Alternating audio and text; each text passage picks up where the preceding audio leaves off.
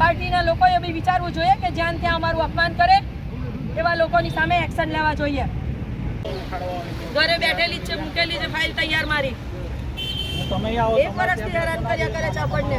તૈયાર જ છે, એક વર્ષથી રાજીનામું તૈયાર છે, સાલાવા આપણને હેરાન કર્યા કરે છે. બોલાવે ને આખરે તો પાર્ટીને નુકસાન થાય છે, પાર્ટીને નુકસાન થાય એટલે વ્યક્તિગત પણ અમને બધાને પણ એ નુકસાન થાય.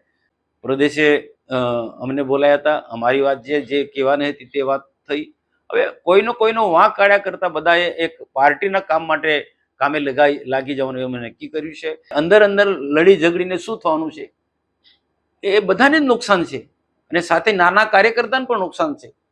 તો આ બધું જ બધા લોકોએ સમજવું પડે. ને બીજા બધા કાર્યકર્તાઓને પણ મેં બધી જ જગ્યાએ અપીલ કરી છે કે આપણે પાર્ટીને મજબૂત બનાવવાનું છે અને ક્યાંક નેતાઓના જે નીચેના જે માણસો છે એની ગેરસમજ હોય, ક્યાંક અનાવડત હોય, ક્યાંક સોશિયલ મીડિયામાં કંઈક એલફેલ બોલતા હોય તે બોલવાનું બંધ કરે. અને ક્યાંક ઝઘડા જે નેતાઓ વચ્ચે ઝઘડા થાય એ આ સોશિયલ મીડિયા કેટલાક લોકોના નેતાઓના જે સોશિયલ મીડિયા ચલાવનારા લોકો ગંભીર પ્રકારની ભૂલ કરતા હોય છે. એક વ્યક્તિને કોઈક મોટો કરવા માટે સોશિયલ મીડિયામાં આવી રીતના કેટલા સ્ટેટમેન્ટ મૂકતા હોય છે, પોસ્ટ મૂકતા હોય છે. એના માટે પણ મેં કીધું કે ભાઈ પોઝિટિવ પોસ્ટ મૂકો,